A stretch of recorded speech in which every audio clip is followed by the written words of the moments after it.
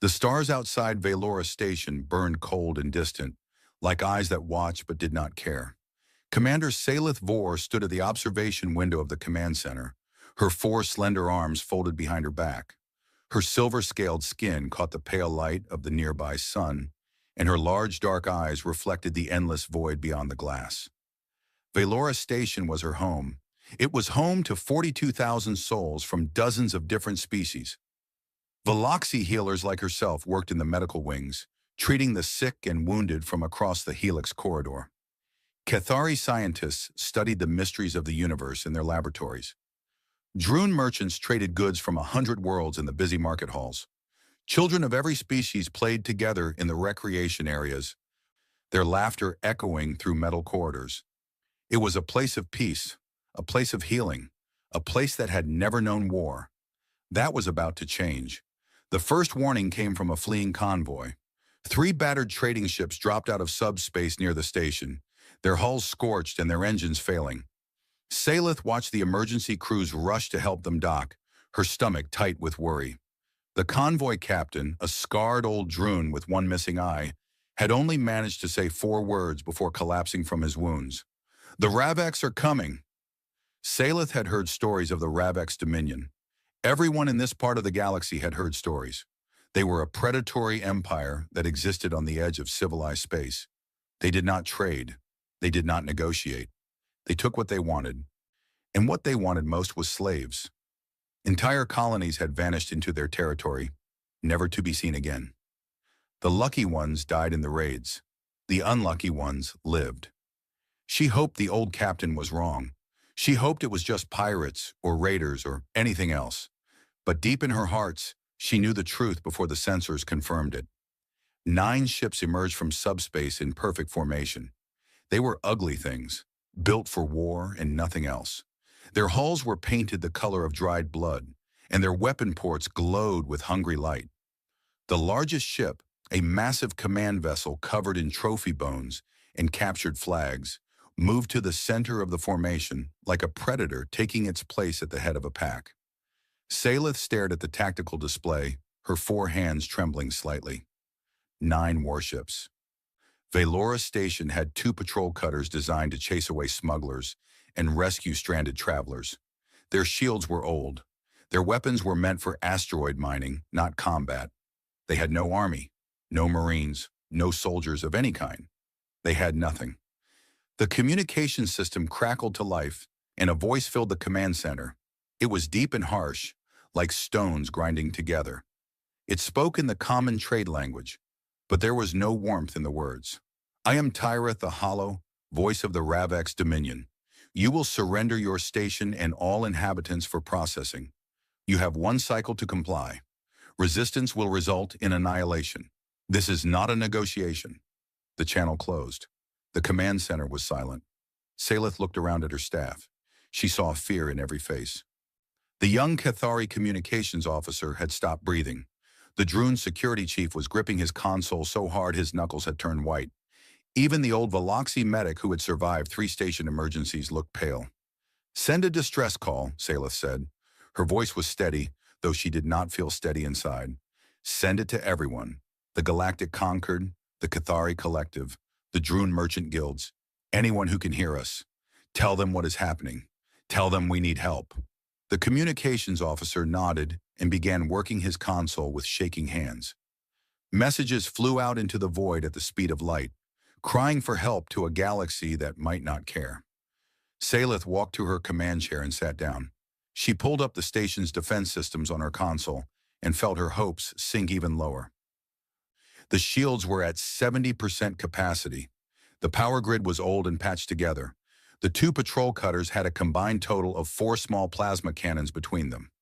Against 9 warships, they might as well throw rocks. But she had to try. She had 42,000 people depending on her. "All security teams, begin evacuation procedures," she ordered. "Move civilians to the intersections. Seal all outer bulkheads. Engineering, I want every bit of power you can spare diverted to the shields. Communications, keep sending that distress call until someone answers." The station came alive with movement. Families grabbed what they could and hurried through corridors that suddenly felt like tunnels leading deeper into a trap. Parents carried crying children.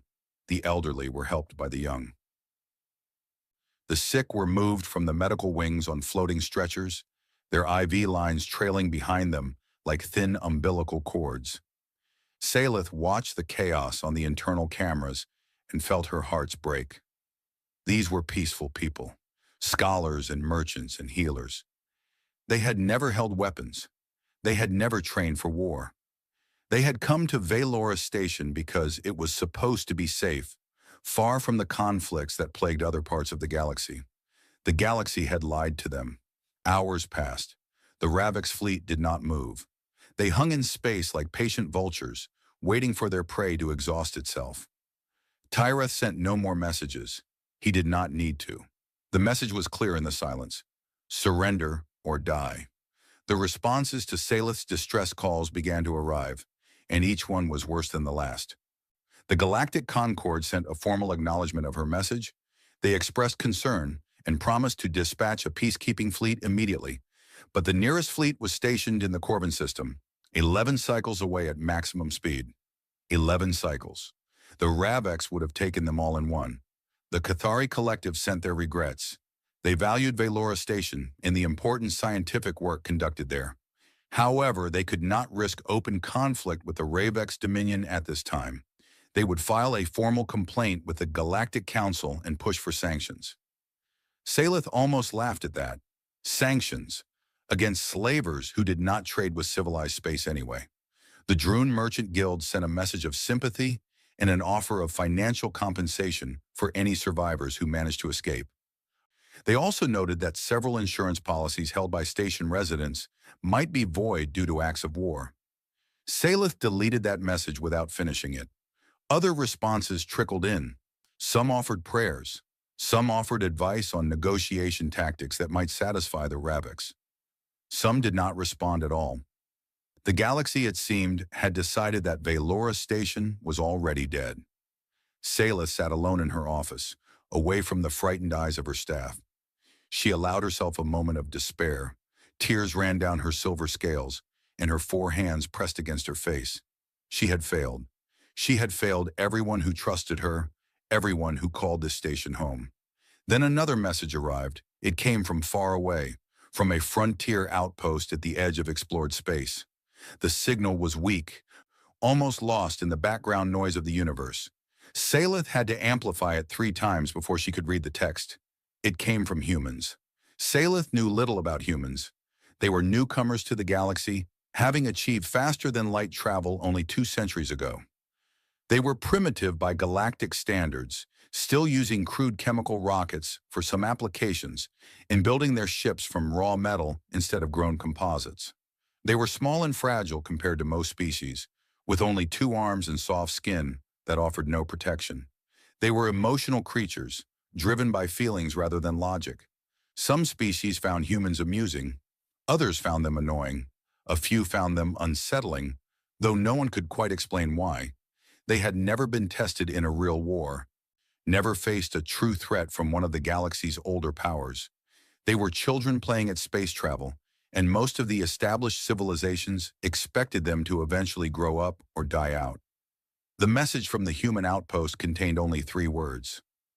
"We are coming." Salith stared at the message for a long time. She felt nothing. Not hope, not relief, not even curiosity. What could humans do? They were weeks away at best, and even if they arrived in time, what did they have to offer? A few primitive ships with primitive weapons against 9 Ravix warships? It was meaningless. A kind gesture from a young species that did not understand how the galaxy worked. She deleted the message and returned to the command center. The first cycle passed. Tyreth's deadline arrived, and Salith did not surrender. She could not surrender her people to slavery, even if the alternative was death. At least in death, they would be free. The Ravix fleet began to move. They did not attack the station directly. That would have been too quick, too merciful. Instead, they began to dismantle Valora piece by piece, like predators playing with their food. The first target was the communication array. Precision strikes from 2 Ravix destroyers tore the main antenna apart, sending twisted metal spinning into the void. The distress calls stopped. The station was now deaf and mute, cut off from the rest of the galaxy. The second target was the docking bays.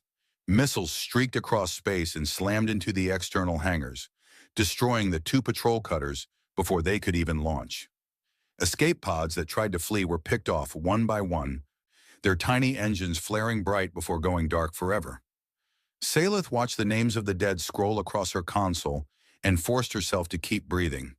The third target was hope itself. Tyrith's voice returned to the speakers, broadcasted through the local emergency frequency that still functioned. His tone was almost friendly now, the way a hunter might speak to a trapped animal. "Your calls for help were heard," he said, "and ignored. The Concord is not coming. The Cathari are not coming. No one is coming. You are alone, Commander. You have always been alone. The galaxy does not fight for the weak. The galaxy does not die for strangers. This is the truth of the void, and you are learning it now." He let the silence stretch for a moment before continuing. "I am giving you one more chance. Open your doors. Walk out peacefully. My processing teams are efficient. The transition to your new lives will be quick. Fight us, and we will take you anyway, but we will make it hurt. Your choice." The channel closed again. Salith looked around the command center. Everyone was watching her, waiting for her decision. She saw resignation in some faces, terror in others. A few looked at her with something that might have been trust, though she could not imagine why they would trust her now. She thought of the human message, 3 words that meant nothing. "We are coming," a lie or a fantasy, or perhaps just the naive optimism of a species too young to know better. But it was all she had. "We do not surrender," Sayla said. Her voice was quiet but clear. "We are not cargo to be processed. We are not livestock to be sold. We are people, and we will die as people if we must. But we will not give ourselves to them." No one cheered, no one argued. They simply nodded and returned to their stations, preparing for the end. The Ravex assault began in earnest. Breach pods launched from the warships, crossing the space between the fleet and the station in seconds. They slammed into the outer hull with tremendous force, punching through the metal skin and vomiting armed soldiers into the corridors. The Ravex ground troops were nightmares made real. They stood nearly 3 meters tall, their bodies covered in natural chitin armor that could stop most small weapons. They carried neural lashes that caused pain beyond description, and plasma cleavers that could cut through bulkheads like paper. The station's security teams met them with whatever they had: maintenance tools, fire extinguishers, bare hands. The defenders fought with courage and desperation, but courage was not enough against professional killers. The outer sections fell within the first hour. The middle sections followed soon after. Salith retreated with the survivors to the central core, the last defensible area of the station. They sealed every door, welded every hatch, and piled furniture against the entrances like primitive barricades. Wounded civilians lay on the floor, moaning softly. Children clung to their parents and cried. The air was thick with smoke and fear. In the distance, Salith could hear the Ravex cutting through the doors. The sound of plasma cleavers was unmistakable, a high-pitched whine followed by the hiss of melting metal. They were coming, and nothing could stop them. She found a quiet corner and recorded a final message on her personal device. It was addressed to her broodkin, her family back on the Veloxy homeworld. She told them she loved them. She told them she was sorry. She told them to remember her not as she would die, but as she had lived, trying to help others. When the recording was finished, she stored it in a small capsule and placed it in an emergency beacon, programmed to launch when the station's life support failed. Maybe someone would find it someday. Maybe her family would know what had happened to her. The cutting sounds grew closer. Salith stood up and walked to the center of the room where the last defenders were gathering. She would not hide. She would not beg. She would face the end with whatever dignity she had left. And then the lights flickered. At first, Salith thought it was damage to the power grid, but the flicker was not random. It pulsed in a pattern. 3 short flashes followed by 3 long ones, repeating over and over. Someone was manipulating the station systems, someone with access to the main computer. The tactical display on the wall, which had been dark since the communication array was destroyed, suddenly came back to life. It showed the space around Valora Station, the Ravex fleet, the debris of destroyed ships and escape pods. And something else. Something was emerging from subspace behind the Ravex fleet. Not the smooth, controlled emergence of normal ships, but a violent tear in reality itself. Energy poured out of the rupture. Gravitational waves made the display flicker and jump. The Ravex ships, confused by the sudden phenomenon, began to turn their weapons toward the new arrival. A single ship emerged from the chaos. It was not beautiful. It was not elegant. It looked like it had been built by someone who had never heard of curves or grace. Its hull was angular and harsh, covered in scars and patches from countless battles. Weapons bristled from every surface, crude but numerous. The ship was painted black, and across its bow, in stark white letters that seemed to glow against the darkness, were two words: "We remember." Salith stared at the display. She did not understand what she was seeing. One ship, one small ship against 9 warships. It was suicide. It was madness. Then the ship began to broadcast. The sound came through every speaker on the station, every remaining system that could carry audio. It was not a message. It was not words. It was music. Human music. Drums that pounded like heartbeats. Strings that screamed like rage. A voice that roared in defiance against the darkness. The human ship was howling, and it was charging directly at the Ravex fleet. Salith watched, unable to move, unable to breathe. The Ravex commander was shouting orders.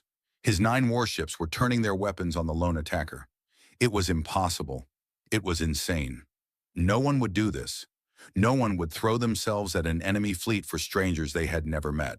But the humans were doing it anyway. The ship did not slow down.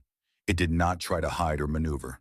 It accelerated, pushing its engines beyond what should have been possible, and opened fire. The void lit up with weapons fire, and for the first time since the siege began, Salith felt something she had forgotten she could feel.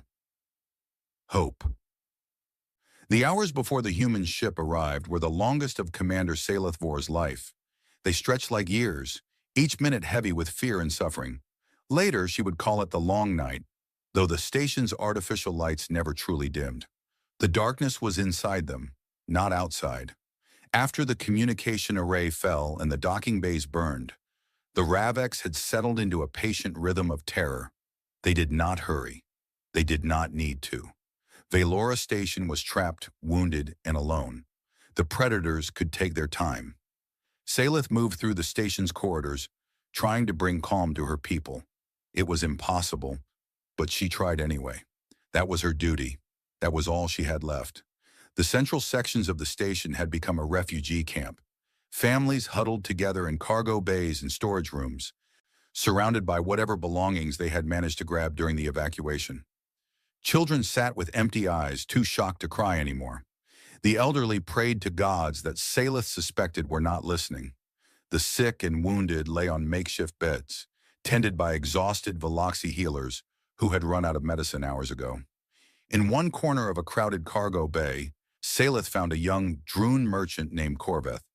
He was barely an adult by his species standards, with smooth gray skin and large eyes that still held some of the innocence of youth. He sat alone, away from the others, his arms wrapped around his knees. "Commander," he said when he saw her. His voice was small and tired. "Is anyone coming? Is anyone going to help us?" Salith looked at him. She thought of the responses she had received to her distress calls.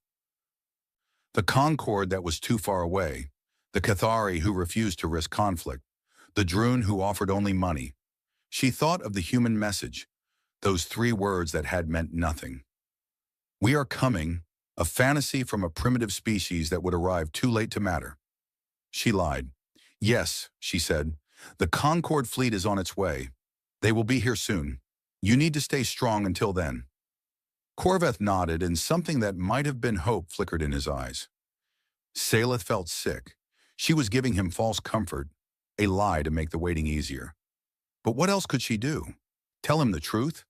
Tell him that no one was coming? That the galaxy had abandoned them? That they were all going to die or worse?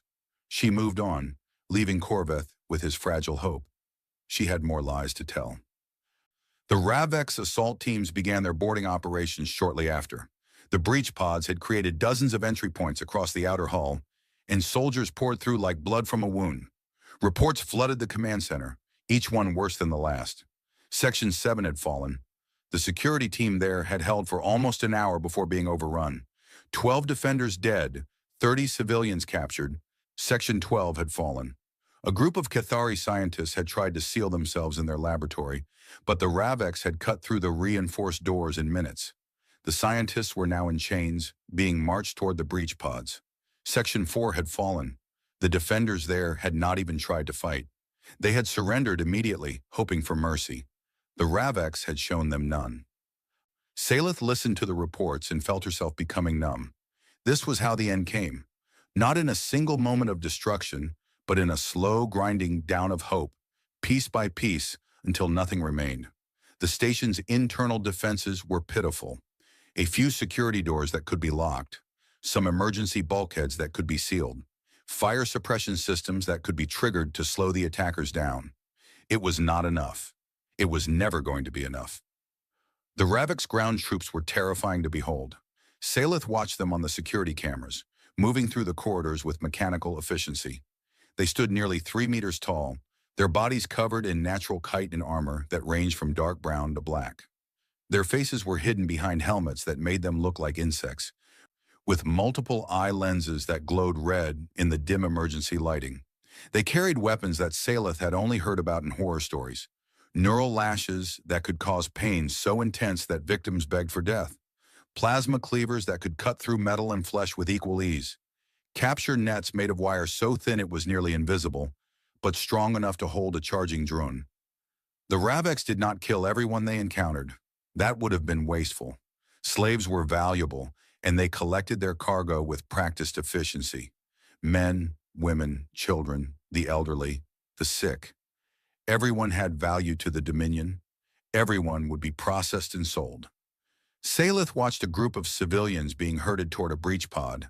They moved slowly, their heads down, their spirits broken. A young mother clutched her infant to her chest, trying to shield the baby from the cold eyes of their captors. An old Cathari scholar stumbled and fell, and a Ravex soldier kicked him until he got up again. She wanted to look away. She could not look away. A voice came over the internal communication system, broadcast from the Ravex command ship. It was Tyrath the Hollow, speaking with the calm satisfaction of a predator who had cornered his prey. "Commander Salith Vor," he said. Her name sounded wrong in his mouth, twisted by his alien tongue. "I am told you are still hiding in your command center, still pretending that you can resist. I admire that. It is foolish, but I admire it." Salith said nothing. The communication was one way. Tyrath was speaking to her, not with her. "Your people are already being loaded onto my ships," he continued. "Strong ones for the labor camps, intelligent ones for specialized work, young ones for training. We have uses for everyone, Commander, even the old and weak. They make good examples." He paused, and Salith could almost hear him smiling. "Your galaxy has abandoned you. No one is coming. The Concord has written you off as an acceptable loss. The Cathari are too afraid to act. The Droon care only about profit. You are alone, Commander. You have always been alone. This is the truth of the void." The channel closed. Salith stood in the command center, surrounded by her remaining staff. They looked at her with empty eyes, waiting for orders that she could not give. What was there to say? What was there to do? They were trapped, outnumbered, and outgunned. The enemy was cutting through their defenses like a hot blade through ice. She thought about surrender. She thought about opening the doors and walking out, offering herself in exchange for her people's lives. But she knew it would not work. The Ravex did not negotiate. They did not make deals. They took what they wanted, and mercy was not in their vocabulary. So she did the only thing she could do. She ordered the remaining defenders to fall back to the central core, the most protected section of the station. They would make their last stand there, in the heart of Valora, surrounded by the people they had sworn to protect. The retreat was chaos. Security teams carried wounded comrades through crowded corridors. Civilians screamed and pushed past each other, desperate to reach safety. The sound of plasma cleavers echoed through the halls, getting closer with every passing minute. Salith helped where she could. She carried children. She supported the injured. She held the hands of those who were too afraid to move and whispered lies about rescue and hope. All the while, the Raveks advanced, patient and relentless, a tide that could not be stopped. They reached the central core and sealed the doors. The engineers welded the hatches shut and piled furniture against the entrances. It would not hold for long, but it would hold for a little while. A little while was all they had. The central core was a large open space, designed for gatherings and celebrations. Now it was filled with terrified people, packed together like animals in a cage. The air was hot and thick with the smell of fear and sweat.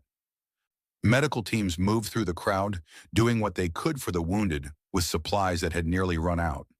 Salith found a quiet corner and sat down. She was exhausted beyond words. Her forearms felt like lead weights. Her mind was foggy with stress and lack of sleep. She wanted to close her eyes and pretend that none of this was happening. Instead, she took out her personal communication device and began recording a message. "This is Commander Salith Vor of Velora Station," she said. Her voice was steady, though she did not feel steady. "I am recording this message in case anyone finds it after we are gone. I want the galaxy to know what happened here. I want them to know that we asked for help and no one came." She paused, gathering her thoughts. "We sent distress calls to everyone we could reach. The Galactic Concord acknowledged our message and sent their regrets. The Cathari Collective refused to intervene. The Droon Merchant Guilds offered money, but no ships. Others simply did not respond. We were told that the nearest help was too far away. We were told that no one wanted to risk war with the Raveks. We were told to negotiate, to surrender, to accept our fate." Her voice cracked slightly, but she continued. "I want the galaxy to know that we did not surrender. We fought with everything we had, even though we knew we could not win. We fought because that was the only choice we had left. We fought because we refused to be cargo. We fought because we were people, not property." She took a breath. "Someone else sent us a message. Humans. They said they were coming. I do not know if they will arrive in time. I do not know if they can help, even if they do arrive. But I want to record this because it is the only message we received that offered more than sympathy. 3 words, we are coming. I deleted it because I did not believe it. I still do not believe it. But I want someone to know that at least one species tried." She stopped the recording and saved it to a small data capsule. She programmed the capsule to be ejected from the station when the life support failed, launched into space where maybe someday someone would find it. Maybe her family would learn what happened to her. Maybe the galaxy would feel some small moment of shame. It was a small hope, but it was all she had. The sound of plasma cleavers began again, closer now. The Raveks had reached the central core. They were cutting through the welded doors, slowly and methodically. The defenders gathered at the entrances, holding whatever weapons they had managed to find. Maintenance tools, kitchen knives, pieces of broken furniture. They were not soldiers. They were not warriors. But they would fight anyway. Corveth, the young Droon merchant, appeared at Salith's side. He was holding a metal pipe, his hands shaking so badly that he could barely grip it. "Commander," he said, "is the Concord fleet close? Are they almost here?" Salith looked at him. She thought about lying again, giving him one more moment of false hope. But she was tired of lying. She was tired of pretending. "No," she said softly. "No one is coming, Corveth. I am sorry. I should not have lied to you." Corveth's face crumpled. The metal pipe slipped from his hands and clattered to the floor. He looked like a child who had just learned that the monsters were real. "Then we are going to die," he whispered.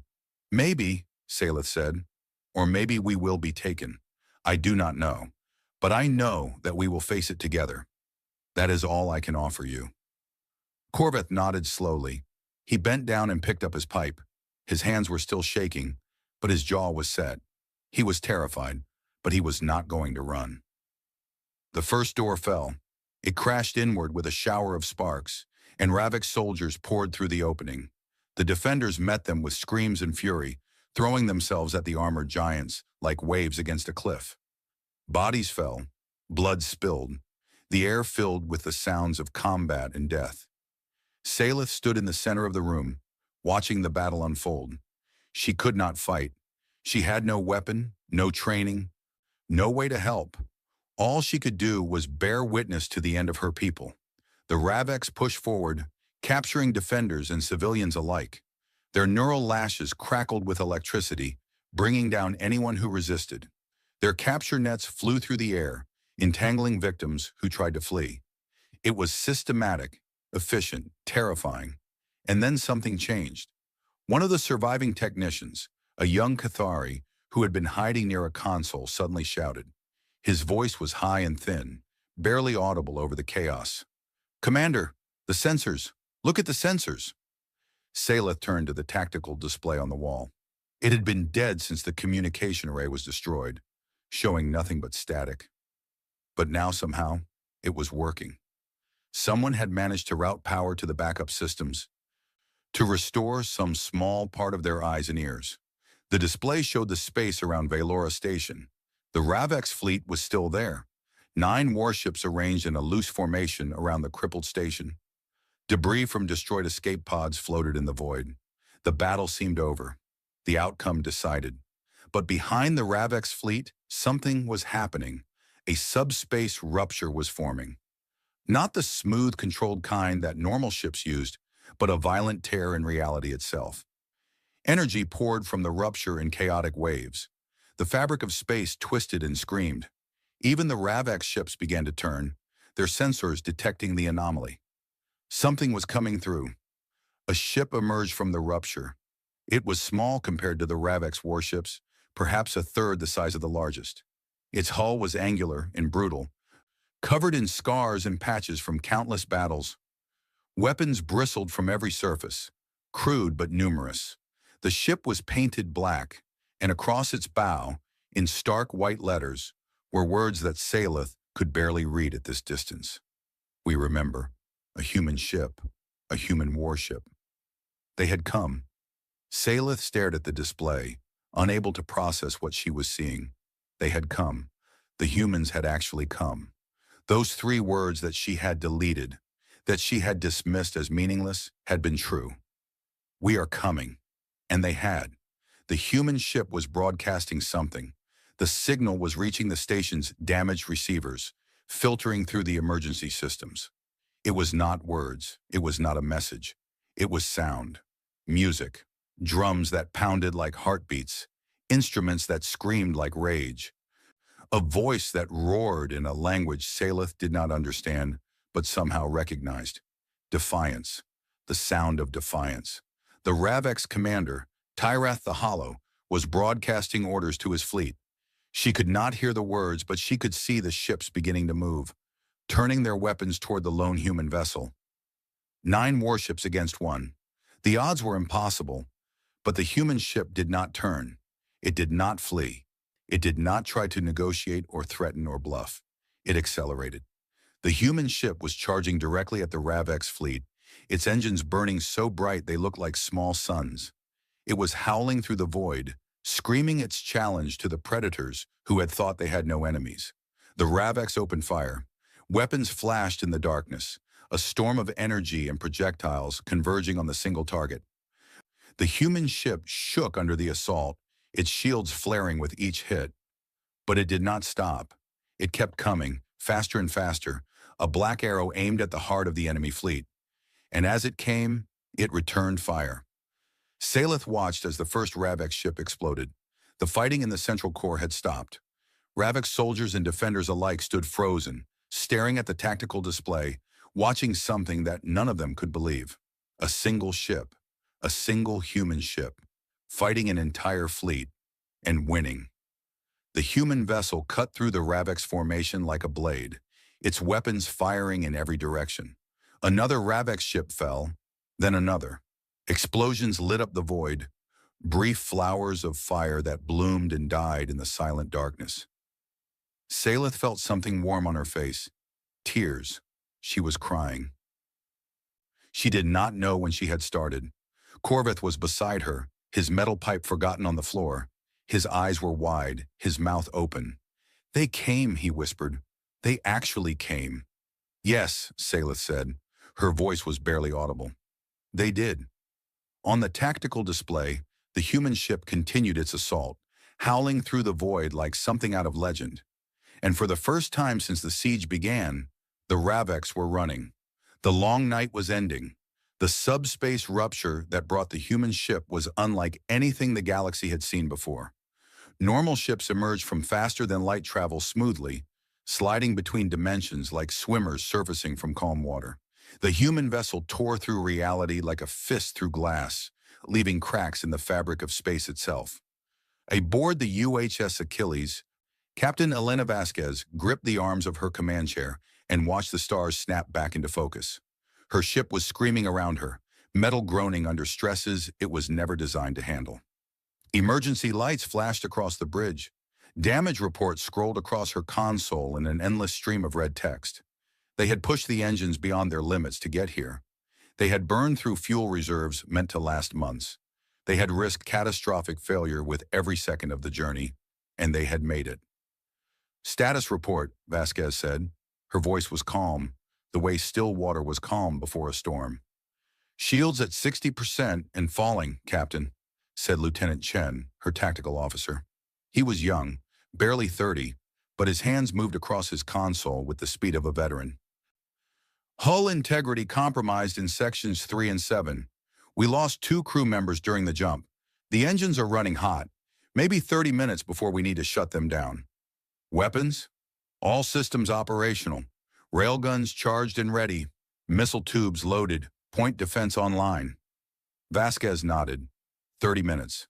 That would have to be enough. She looked at the main view screen and saw what they had come to fight. 9 Ravex warships, arranged in a loose formation around a crippled space station. The station was dark and broken, sections of its hull torn open like wounds. Debris floated around it, the remains of destroyed ships and escape pods. She could see breach pods attached to the station's skin, pumping soldiers into the corridors like venom from snake fangs. "Open a channel," Vasquez said. "All frequencies. I want everyone to hear this." Her communications officer, a woman named Rodriguez with gray streaks in her dark hair, worked her console. "Channel open, Captain." Vasquez stood up from her chair. She was 53 years old, her black hair streaked with gray, her face lined with the marks of too many battles and too little sleep. She had lost people before. She had watched friends die in the cold void of space. She had carried their memories with her like stones in her pockets, weighing her down, but also keeping her grounded. She would not let it happen again, not if she could help it. "This is Captain Elena Vasquez of the United Human Ship Achilles," she said. Her voice carried across the void, reaching every ship, every speaker, every frightened soul on Velora Station. "To the forces of the Ravex Dominion, you have attacked a peaceful station. You have murdered innocent people. You have taken slaves. This ends now."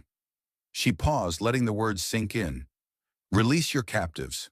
Withdraw your ships. If you do this, we will let you leave. If you do not, we will destroy you. You have 30 seconds to comply." The channel remained open. For a long moment, there was only silence. Then a new voice came through, harsh and grinding like stones against metal. It was Tyrath the Hollow, commander of the Ravex fleet, speaking from his flagship. "One ship," Tyrath said. His tone was amused, almost pitying. "You come here with one ship, little human, and you threaten me? You threaten the Ravex Dominion? You are either very brave or very stupid. I suspect you are both." 20 seconds, Vasquez said. "I have heard of your species, newcomers to the stars, children playing with toys you do not understand. You have never faced a real enemy. You have never known true war. Let me teach you. 15 seconds. I am going to destroy your ship, Captain Vasquez. Then I am going to take your crew as slaves. I will put them to work in my mines, in my factories, in my pleasure houses. And when they are broken, when they have nothing left to give, I will throw them away like the garbage they are. 10 seconds. Your species will learn to fear the Ravex. You will learn that there are predators in this galaxy, and you are prey. This is the way of things. This is the truth of the void." Vasquez smiled. It was not a pleasant smile. Time's up, she said. She cut the channel and turned to her bridge crew. They were watching her, waiting, ready. Some were afraid. All were determined. They had volunteered for this mission, knowing the odds, knowing they might not survive. They had come anyway. All hands, Vasquez said. Battle stations. Helm, take us in. Tactical, fire at will. Show these bastards what happens when they mess with humanity. The Achilles surged forward. On Valora Station, Commander Salith Vor watched the tactical display in disbelief. The human ship was not retreating. It was not circling around to find a better position. It was not trying to negotiate or stall for time. It was accelerating directly toward the center of the Ravex formation, engines burning at maximum power. "What are they doing?" whispered one of her officers. "That is suicide." Salith did not answer. She could not answer. She had never seen anything like this. The Ravex fleet opened fire. Energy beams and missiles streaked toward the lone human vessel, a storm of destruction that would have overwhelmed any ship she had ever known. The void lit up with weapons fire, bright enough to cast shadows on the station's hull. The Achilles plunged into the storm, its shields flared with each hit, rippling with energy as they absorbed the punishment. Armor plating buckled and tore. Sections of the hull vented atmosphere into space. But the ship kept coming, kept accelerating, kept pushing deeper into the enemy formation, and then it began to return fire. The Achilles carried weapons that the Ravex had never seen before. Railguns that fired solid metal projectiles at a fraction of the speed of light. Missile swarms that tracked targets with relentless precision.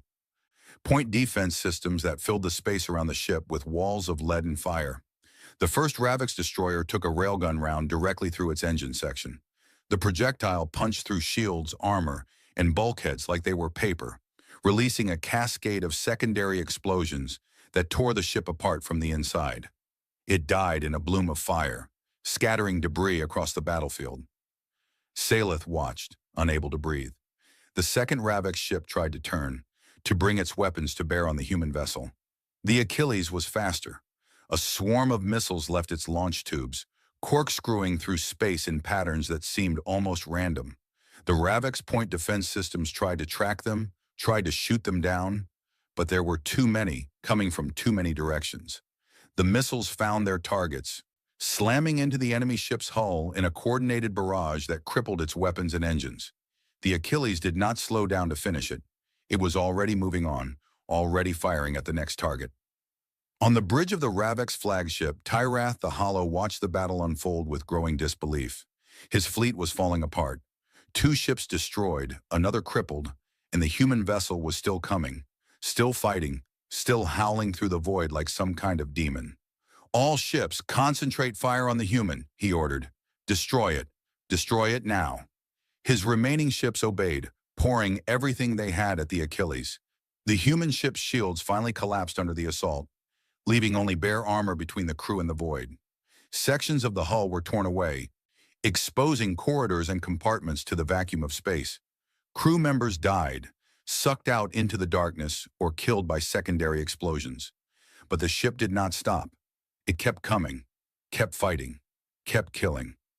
A railgun round punched through another destroyer's command deck, decapitating the ship's leadership in a single strike. A missile swarm overwhelmed a cruiser's defenses, gutting its engine room and leaving it drifting helplessly. The Achilles was wounded, bleeding, dying, but it refused to fall. On the bridge of the Achilles, Captain Vasquez stood amid the chaos. Sparks flew from damaged consoles. Emergency klaxons screamed. The air was thick with smoke and the smell of burning electronics. Lieutenant Chen was shouting damage reports, his voice barely audible over the noise. "Shields down. Hull breaches in sections 1, 4, and 9. We've lost 40% of our point defense network. Engines are starting to fail." Vasquez did not flinch. "Get me a firing solution on the flagship," she said. "All remaining railguns, all remaining missiles. Everything we have. Captain, if we fire everything, we won't have anything left for defense." "We're not here to defend, Lieutenant. We're here to win." Chen hesitated for just a moment, then nodded. His hands flew across his console, coordinating the targeting data, calculating the angles and trajectories.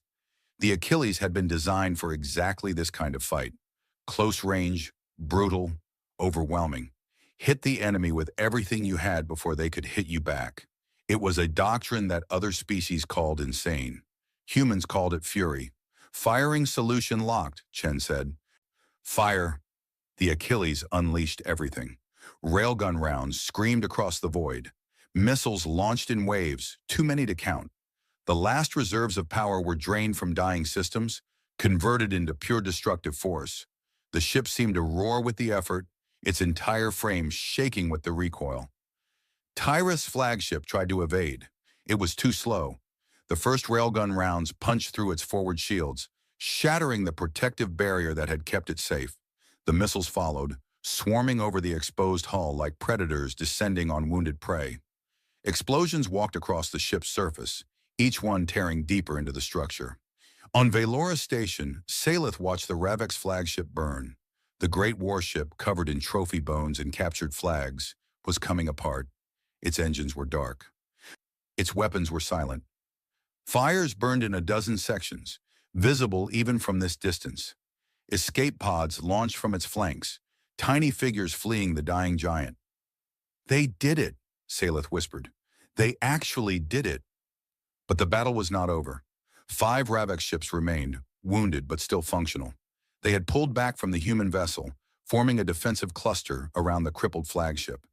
They were not attacking anymore. They were not advancing. They were waiting. The Achilles was drifting. Its engines had finally given out, pushed beyond any reasonable limit. Its weapons were silent, ammunition expended, power reserves drained. The ship was barely alive, a broken shell held together by emergency systems and stubborn engineering. Tyrus' voice came through the communications again. It was different now, strained and angry, the arrogance stripped away. "You have cost me ships, human. You have cost me soldiers. But your ship is dying. You cannot fight anymore. Surrender now, and I will grant you a quick death. Continue to resist, and I will make your crew suffer in ways you cannot imagine." On the Achilles bridge, Vasquez listened to the offer. She looked around at her surviving crew. They were wounded, exhausted, their ship falling apart around them. They had given everything they had. It was not enough, not yet. "Rodriguez," Vasquez said, "open a channel to Valora Station, Priority 1. The communications officer nodded and worked her console. A moment later, a face appeared on the view screen. A female alien with silver-scaled skin and 4 arms, her large dark eyes wide with something that looked like wonder. "This is Commander Salith Vor of Valora Station," the alien said. "I do not know who you are, but thank you. Thank you for coming." Vasquez allowed herself a small smile. "Commander Vor, this is Captain Elena Vasquez of the Achilles. We're not done yet. Do you have any operational systems? Anything that can help us?" Salith hesitated. "Our weapons are destroyed. Our shields are gone. We have nothing left." "What about engines? Maneuvering thrusters?" "We have some. A few. They were meant for station keeping, not combat." Vasquez's smile grew wider. "That's all we need, Commander. Here's what we're going to do." She outlined her plan in quick, simple terms. It was desperate, reckless, completely insane. It required the station to do something it was never designed to do, and the Achilles to survive long enough to make it work. Salith listened, her eyes growing wider with each sentence. "That is impossible," she said when Vasquez finished. "That cannot work." "It will work," Vasquez said. "Trust me." Trust. Such a simple word. Such a heavy weight. Salith looked around the command center. Her people were watching her, waiting for her decision. Behind them, through the damaged walls, she could see the civilians huddled in the central core. 42,000 lives depending on her. She thought about what the Raveks had said, that no one fights for the weak, that no one dies for strangers, that the galaxy had abandoned them. And yet here were these humans, these primitive newcomers, throwing themselves against impossible odds for people they had never met. Maybe the Raveks were wrong. Maybe the galaxy was bigger than they knew. "Tell me what you need," Salith said. "We will do it." Vasquez nodded. "All hands," she said, her voice carrying across both ships in the station. "Prepare for the final push. We're going to show these slavers what happens when they think they're the top predators in the void." She paused, and her next words were quieter, almost gentle. "We are coming home. All of us, one way or another." The Achilles began to move again, its damaged engines sputtering to life. Velora Station fired its maneuvering thrusters, slowly rotating to align with the battlefield. The remaining Ravix ships watched, uncertain, not understanding what the humans were planning. They would understand soon enough. The final phase of the battle was about to begin, and across the void, aboard his crippled flagship, Tyrath the Hollow felt something he had not felt in centuries of raiding and conquest. He felt fear. The humans were still fighting. The humans would not stop. They had been wounded, broken, pushed to the edge of destruction, and they were still fighting. What kind of species did that? What kind of creatures threw themselves into certain death for strangers? He did not know, but he was beginning to understand that the galaxy had made a terrible mistake. They had underestimated humanity, and now humanity was howling. The humans had a name for how they fought. They called it Fury Doctrine. Other species fought with calculation, keeping their distance, measuring risk against reward. They treated war like mathematics, moving pieces on a board, sacrificing pawns to protect more valuable assets. They understood that some losses were acceptable, some targets not worth the cost. Humans did not think this way. Fury Doctrine was simple. Get close, hit hard, keep hitting until the enemy stop moving. Do not retreat, do not calculate, do not accept that some lives are worth less than others. Every soldier mattered, every civilian mattered. Everyone was worth dying for. Captain Elena Vasquez had studied the great admirals of human history. She had learned their strategies, memorized their battles, understood their victories and failures. But she had also learned something that no textbook could teach. War was not about ships or weapons or tactics. War was about will. The side that wanted it more, that was willing to sacrifice more, would win. The Ravix had ships and weapons. They had numbers and armor and technology stolen from a dozen conquered species. But they did not have the will to die for strangers. The humans did. The final phase of the battle began with a lie. The Achilles, its engines barely functional, began to drift toward the remaining Ravix fleet. Its weapons were silent, its shields were gone. It looked like a wounded animal, helpless and dying, waiting to be finished off. Tyrath saw his opportunity. The human ship had exhausted itself, destroying his forces, and now it had nothing left. He ordered his remaining 5 ships to close in, to capture the vessel and its crew. Human slaves were rare and valuable. Human soldiers, even more so. He would take them alive if he could. His ships moved forward, forming a loose ring around the drifting Achilles. They did not fire. They did not need to. The human ship was finished, and everyone knew it. What they did not know was that Velora Station was also moving. Commander Salith Vor had followed Vasquez's instructions to the letter. The station's maneuvering thrusters, designed only to maintain orbit and correct for drift, were never meant to move something so large so quickly. The engineers had warned her that the stress could tear the station apart. She had ordered them to do it anyway. Velora Station rotated slowly, like a great metal giant turning to face its tormentors. Its remaining sensor arrays, the ones that had not been destroyed in the initial attack, came online and began feeding targeting data to the Achilles. The station had no weapons, but it had something almost as good. It had eyes. On the bridge of the Achilles, Lieutenant Chen received the sensor data and smiled grimly. The station could see everything. Every Ravix ship, every piece of debris, every escape pod trying to flee. It could see through the jamming that had blinded them during the battle. It could see the weak points in the enemy formation. "Captain," he said, "we have targeting solutions on all remaining enemy ships." Vasquez nodded. "Weapon status?" "Rail guns are dry, missiles expended. Point defense is running on fumes." He paused. "But we still have the boarding torpedoes." Boarding torpedoes, heavy armored capsules designed to punch through enemy hulls and deliver Marines directly into the heart of hostile ships. They were a weapon of last resort, used only when capture was more important than destruction. Today they were all the Achilles had left. "Load the torpedoes," Vasquez said. "All remaining Marines, suit up for boarding action." The order went out. And the Achilles came alive with purposeful chaos.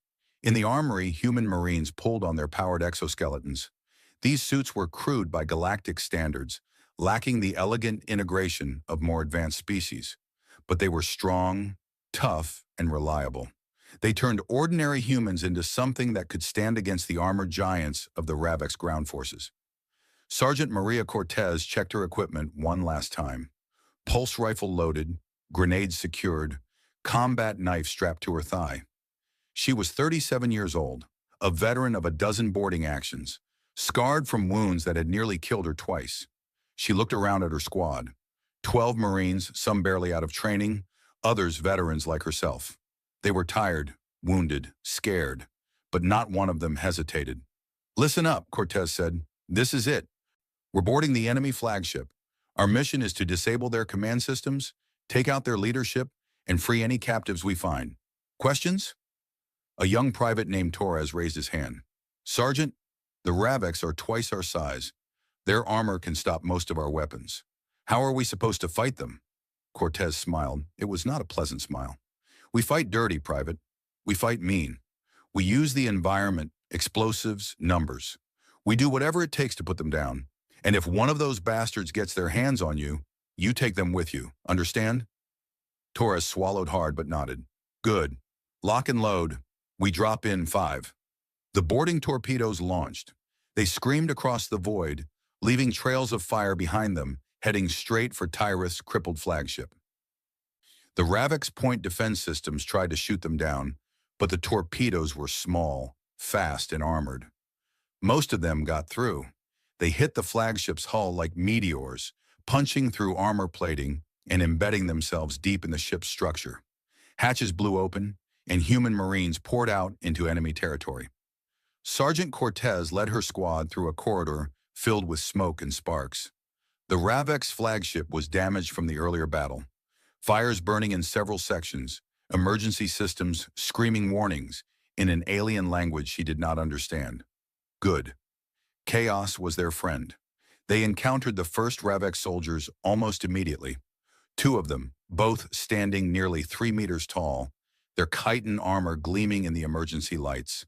They were armed with neural lashes and plasma cleavers, weapons designed to capture and kill with equal efficiency. The Ravex saw the humans and paused. They had never fought humans before. They did not know what to expect. Cortez did not give them time to learn. "Contact front," she shouted. "Open fire!" The squad unleashed everything they had. Pulse rifles cracked, sending high-velocity rounds into the Ravex armor. Most bounced off or buried themselves in the thick chitin without penetrating. But one round found a gap, a joint between plates, and the first Ravex staggered.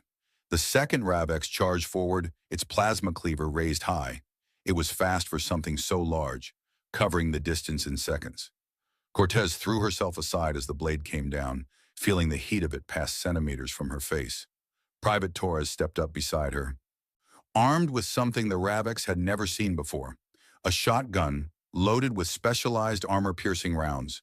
He pressed the barrel against the joint of the Ravex knee and fired. The leg gave way. The giant fell. Cortez was on it instantly, her combat knife in hand. The blade was short, meant for close work, and it found the gap between helmet and neck armor with practiced precision. The Ravex thrashed, trying to throw her off, but she held on, driving the blade deeper until the alien went still. "Move!" she ordered, not stopping to celebrate. "Keep moving!" The squad pushed forward, fighting their way through the corridors of the enemy flagship. They encountered more Ravex soldiers, and each battle was brutal and costly. 2 of her Marines went down in the first hour, one killed by a neural lash. Another cut nearly in half by a plasma cleaver. But they kept moving, kept fighting, kept killing. The humans fought in ways the Ravex had never seen. They used grenades to collapse corridors, trapping enemies in dead ends. They set ambushes around corners, hitting the Ravex from multiple directions at once. When their ammunition ran low, they picked up enemy weapons and used them against their former owners. And when the fighting got close, truly close, the humans were terrifying. Cortez watched Private Torres tackle a Ravex soldier twice his size, jamming a grenade into the gap of its armor, and then rolling away just before the explosion. She saw another Marine, a woman named Chen who was unrelated to the lieutenant on the bridge, grab a neural lash from a dying enemy and use it against another Ravex. screaming in fury as she brought the giant down. These were not soldiers fighting for strategic objectives. These were people fighting for something bigger than themselves, for the captives they had come to rescue, for the station they had come to save, for the idea that no one should be left behind. On the bridge of the Achilles, Captain Vasquez monitored the boarding action while coordinating with Velora Station. The remaining Ravix ships had realized that something was wrong. They were trying to retreat, to pull back from the crippled flagship, to regroup and figure out what was happening. She could not let them. "Commander Vor," she said, "I need you to do something for me." Salith's face appeared on her screen.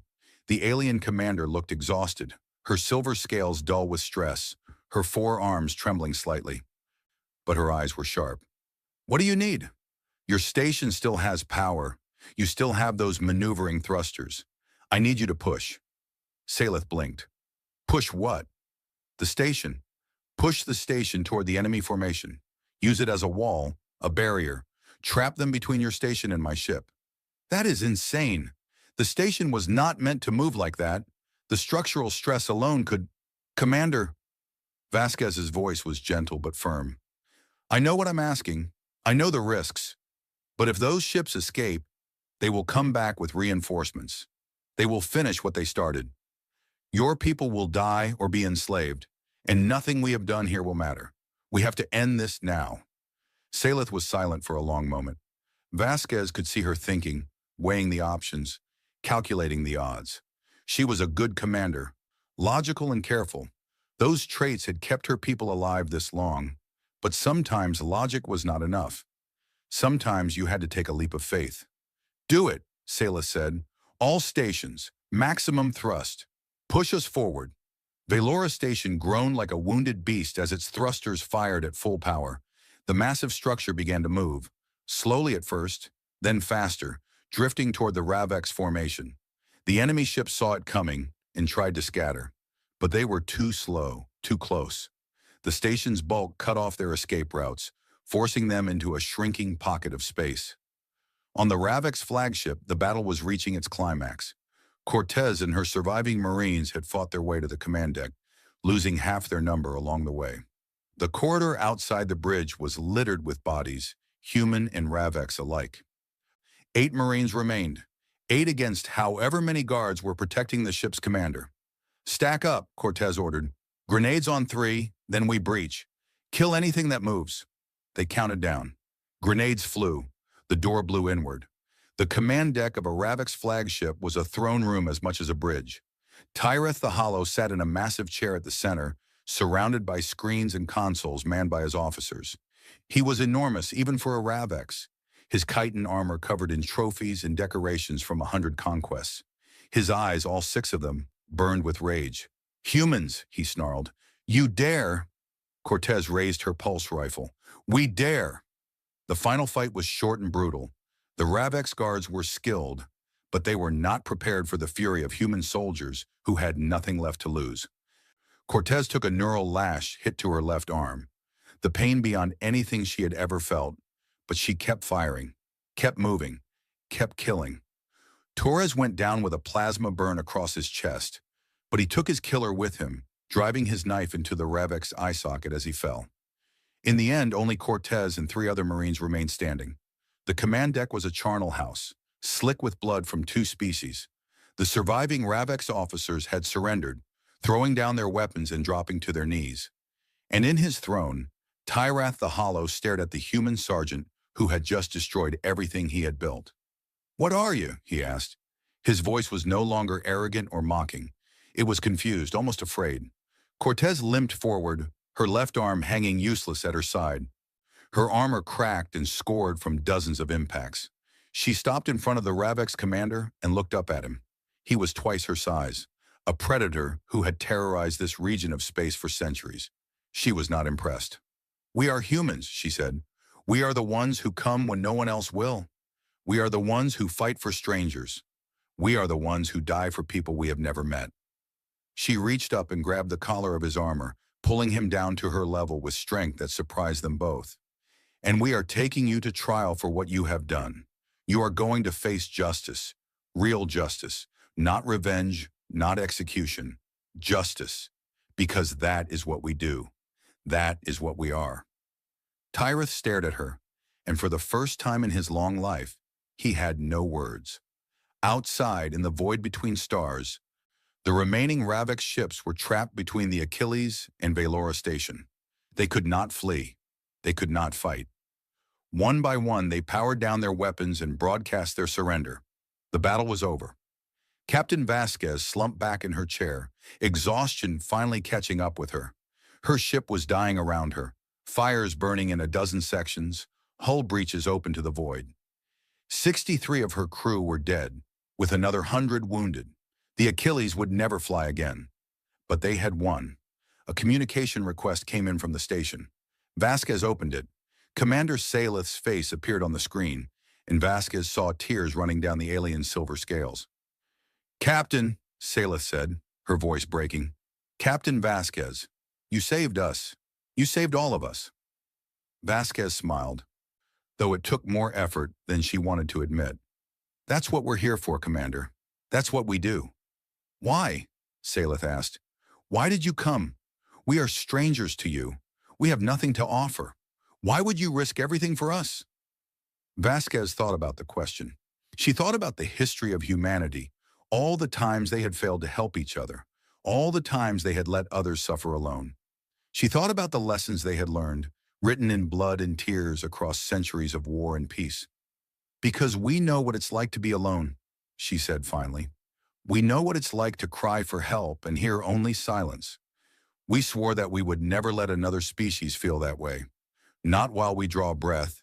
Not while we have ships to sail and soldiers to fight." She paused, her voice softening. "You are not strangers, Commander. You are people, and people deserve to be saved." Saleth could not respond. She was crying too hard.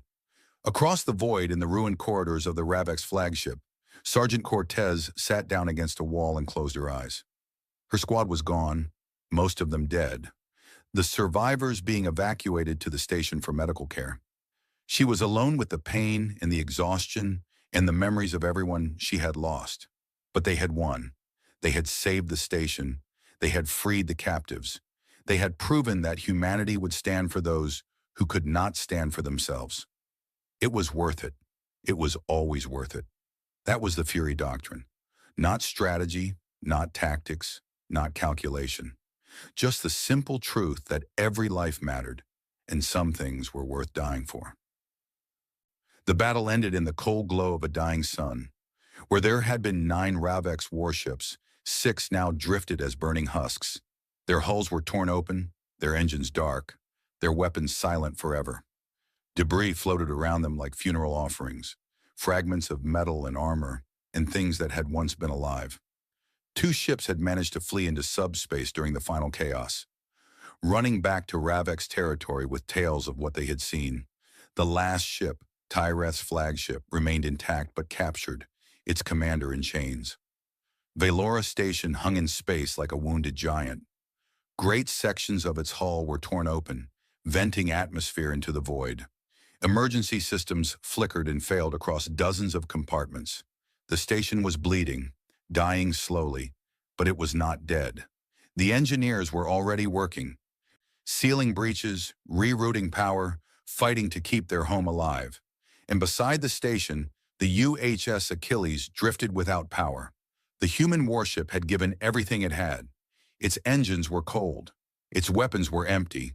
Its shields were gone, and great holes in its hull exposed the corridors within to the vacuum of space.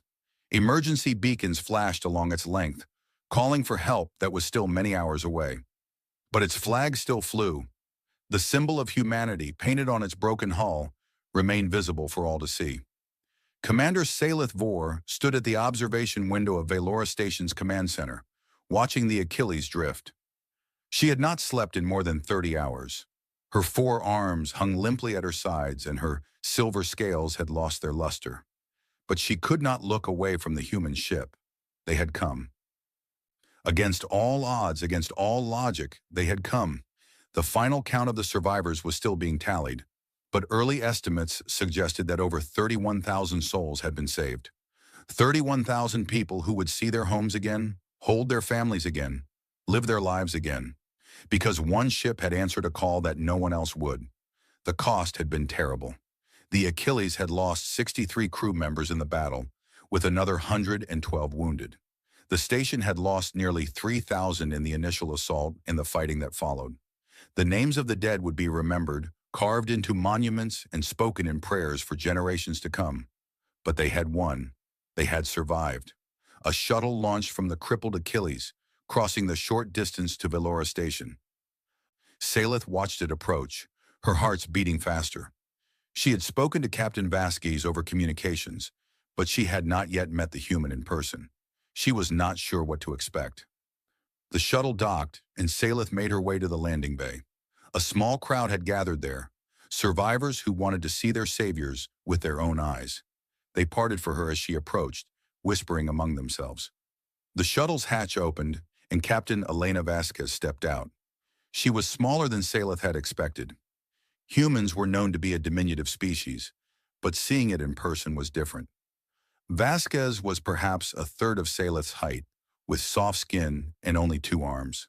Her hair was black streaked with gray, and her face was lined with age and exhaustion. She wore a uniform that had seen better days, stained with smoke and blood and the grime of battle. She looked like she could barely stand, but her eyes were bright and sharp, and she held herself with the dignity of someone who knew exactly who she was.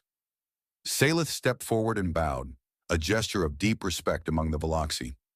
"Captain Vasquez," she said, "I am Commander Salith Vor.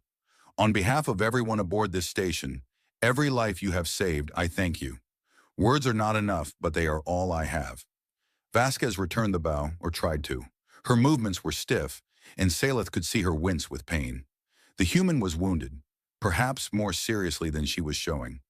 "Commander Vor," Vasquez said, "I'm glad we made it in time. I'm sorry we couldn't do more." "Do more?" Salith was shocked. "You have done more than anyone else in the galaxy was willing to do. You came when everyone else refused. You fought against impossible odds. You saved us." Vasquez shook her head slowly. "We lost people, good people, and we couldn't save everyone on your station. That's going to stay with me for a long time." Salith did not know how to respond to that. In her experience, military commanders celebrated victories and moved on from defeats. They did not dwell on the lives they could not save. But Vasquez seemed genuinely troubled, genuinely sorrowful. "Come," Salith said, gesturing toward the interior of the station. "You need rest, medical attention. We have quarters prepared for you and your crew." "Thank you, but I'd like to see the situation first. How many wounded? How much damage? What do you need from us?" "Captain, you have done enough, more than enough." Vasquez's eyes met hers, and Salith saw something in them that she did not fully understand. It was not pride or arrogance. It was not the cold calculation of a soldier who had done their job. It was something softer, something that seemed almost painful. "Commander," Vasquez said quietly, "my ship is dying. Most of my crew is injured. We pushed our engines so hard getting here that they'll never work again. We knew that when we left. We knew we might not make it back." She paused, choosing her words carefully. "We didn't come here to do enough. We came here because it was the right thing to do. And we're not going to stop helping until every person on this station is safe. That's not negotiable." Salith stared at her for a long moment. Then slowly she nodded. "Very well, Captain. Come with me. I will show you what we need." They walked through the damaged corridors of the station together, the tall alien commander and the small human captain. Everywhere they went, survivors stopped to stare, to whisper, to reach out and touch Vasquez as if to confirm that she was real. The human accepted their attention with grace, stopping to speak with children, to comfort the wounded, to simply be present with people who had thought they were going to die. They reached a large common area that had been converted into a makeshift medical ward. Hundreds of wounded lay on cots and blankets, tended by exhausted Veloxi healers. The air smelled of blood and disinfectant and fear. Salith saw Vasquez's face harden as she took in the scene. "How many?" the human asked. "Nearly 4,000 wounded, last count. We do not have enough medicine or equipment to treat them all. Many will die before help arrives." Vasquez was silent for a moment. Then she turned to one of her officers, a woman who had followed them from the shuttle. Rodriguez, contact the Achilles. I want every medical supply we have transferred to this station immediately. Strip the ship if you have to. These people need it more than we do. Captain, our own wounded. We'll share what we have with the people here. That's an order. Rodriguez nodded and moved away to carry out the command. Saleth watched, surprised. You would give away your own supplies? Your people need them too. Vasquez shrugged. We have each other. That's more than most. Besides, we didn't come all this way to let people die because of a shortage of bandages.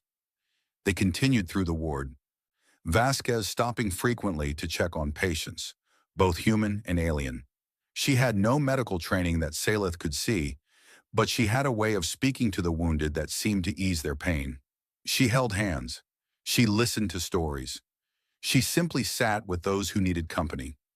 At one bed they found Corveth, the young Droon merchant who had asked Saleth if help was coming. He was lying on a cot, his left arm wrapped in bandages, his gray skin pale from blood loss. He had been injured in the fighting, caught by a Ravex neural lash that had nearly killed him. When he saw Saleth, he tried to sit up. Commander, he said, his voice weak, you came back. Of course I came back. How are you feeling? I'll live. The healers say I was lucky. He looked past Saleth and saw Vasquez. His eyes widened. Is that one of them? One of the humans? Vasquez stepped forward and knelt beside his bed, bringing herself to his eye level. I'm Captain Vasquez, she said. I heard you fought well, held the line when things got bad. Corveth looked embarrassed. I didn't do much. I had a metal pipe. I was scared. Being scared and fighting anyway is called courage. I've seen soldiers with decades of training break under less pressure than what you faced. You should be proud. The young Droon was silent for a moment, processing her words. Then he asked the question that Saleth had asked, the question that seemed to be on everyone's mind. Why did you come? Why did you help us? We're nobody. We don't matter. Vasquez reached out and took his hand, her small fingers wrapping around his larger gray ones. Everyone matters, she said. Every life has value. That's what we believe. That's why we came. But you lost people. Your soldiers died for us, strangers. Yes, and they died doing what they believed in. They died saving lives. There's no better death than that. Corveth started to cry. He did not try to hide it. The tears ran down his gray cheeks, and his body shook with sobs that he had been holding in for hours. Vasquez did not let go of his hand. She stayed with him until the tears stopped. Later, Saleth led Vasquez to a private room that had been prepared for her. It was small and simple, but it was clean and safe. A pot of something hot sat on a small table. Coffee, Saleth had been told. A human drink. One of the surviving galley workers had managed to find some in a damaged storage area. Vasquez sat down heavily, and for the first time, Saleth saw her let her guard down. The exhaustion was written in every line of her face, the weight of everything she had done, everyone she had lost, pressed down on her shoulders. You should rest, Saleth said. I will, soon. Vasquez picked up the coffee and took a small sip. A faint smile crossed her face. This is terrible coffee. I apologize, we are not experienced with human beverages. No, it's perfect. Thank you. They sat in silence for a while. The alien commander and the human captain, two strangers who had been thrown together by fate and violence. Somewhere in the distance, repairs continued. Life continued. The station was healing, slowly, one piece at a time. Finally, Saleth asked the question that had been burning in her mind since the battle ended. Captain, may I ask you something? Of course. When you came through that subspace rupture, you were broadcasting music. War music, I am told. Why? Vasquez's smile grew a little wider, though there was sadness in it. It's tradition, an old human tradition. When we go into battle, we want our enemies to know we're coming. We want them to hear us. We want them to feel us. To frighten them? Partly, but it's more than that. She paused, gathering her thoughts. Music is how we express things that words can't capture. Joy, sorrow, rage, love. When we go to war, we take our music with us because it reminds us of what we're fighting for. It keeps us connected to who we are. She looked at Salith with eyes that had seen too much death and too much life. That song we were playing, it's called a battle hymn. It's hundreds of years old. Our ancestors sang it when they went to fight for freedom, when they went to fight against tyranny, when they went to fight for people who couldn't fight for themselves. What does it mean? The words? Vasquez was quiet for a moment. Then she translated, her voice soft. It means we will not break, we will not bend. We will stand against the darkness, no matter the cost. We will fight for the light. Salith felt tears forming in her eyes. That is beautiful. It's who we are. It's who we try to be. Vasquez set down her coffee cup. We're not perfect, Commander. Humans have done terrible things to each other throughout our history. We fought wars over land, over resources, over ideas. We've caused more suffering than I can describe. Then why do you help others now? Because we learned. It took us a long time, and we made a lot of mistakes, but we learned. We learned that the universe is vast and cold and doesn't care about any of us. We learned that the only warmth in the darkness is what we create ourselves. We learned that if we don't stand up for each other, no one will. She leaned forward, her eyes intense. When we first reached the stars, we thought we were alone. Then we discovered other species, other civilizations, and we saw how the galaxy worked. We saw the strong prey on the weak. We saw empires built on slavery and conquest. We saw the same patterns that had plagued our own history. And you decided to change it? We decided to try. We can't save everyone. We can't fix everything. But we can be there when people need us. We can answer the calls that no one else will. We can show the galaxy that there's another way to live. Salith was silent, absorbing her words. The Raveks will come back, she said finally. They will want revenge. Probably, and when they do, we'll be ready. We're already building more ships, training more soldiers, and next time, we won't come alone. What do you mean? Vasquez smiled, and this time there was genuine warmth in it. Word spreads, Commander. What happened here today will be known across 100 worlds by tomorrow. Species who thought they were alone will learn that someone came for Valora Station. Someone fought for strangers. Someone proved that the void doesn't have to be cold and empty. She stood up, moving toward the small window that looked out at the stars. We're going to build something new, an alliance, a promise, a declaration that no one gets left behind. It won't happen overnight, and it won't be easy, but it will happen. Because once people know that help exists, they'll start believing in it, and belief is the first step toward change. Salith rose and stood beside her, looking out at the same stars. You truly believe this? I have to. It's the only thing that makes sense. A communication chirped on Vasquez's wrist device. She answered it. Captain, this is Rodriguez. The relief fleet from the Concord just dropped out of subspace. They're offering assistance. Vasquez's expression flickered with something between amusement and cynicism. 11 cycles late, but at least they showed up. Tell them we appreciate the help. The station has a lot of wounded. Will do. Also, Captain, we're getting communication requests from about 30 different species. They all want to know about what happened here. News services, governments, civilian groups. Everyone wants the story. Let them wait. The story isn't finished yet. Understood. Rodriguez out. The channel closed and Vasquez turned back to Salith. It seems your station has become famous, Commander. Salith shook her head slowly. It is not the station that will be famous. It is the ship, your ship, and your crew. We didn't do it alone. Your people fought too. They held the line when everything seemed lost. They made it possible for us to make a difference. But you came. That is what everyone will remember. You came when no one else would.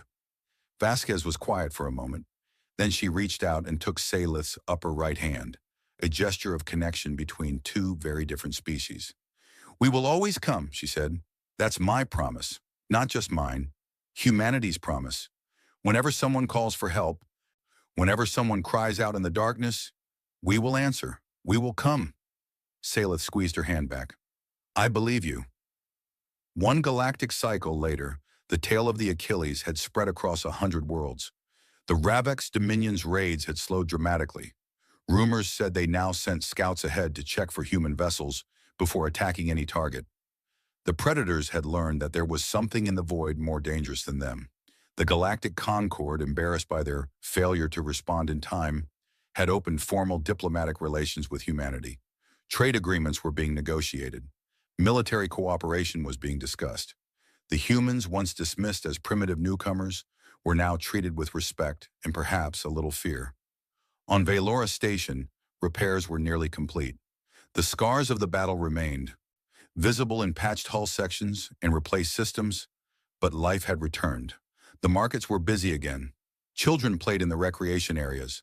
The healers tended to the sick and injured, as they always had. A memorial had been built in the central plaza. It listed the names of everyone who had died in the siege, both defenders and rescuers. Human names sat beside Veloxi names, Droon names, Cathari names. In death, as in battle, they were equal. At the top of the memorial, carved in letters that would last for centuries, were the words that had become a symbol of hope across the galaxy. We remember. And beneath them, 3 more words that carried even more weight. We are coming. Commander Salith Vor visited the memorial every day. She stood before the names of her people, the ones she had lost, and she remembered. But she also looked at the human names, the strangers who had died for her world, and she felt something she had not expected to feel. Gratitude, pride, hope. The galaxy was still vast and cold. Predators still lurked in the darkness. The void did not care about life or suffering or dreams. But somewhere out there, humans were watching.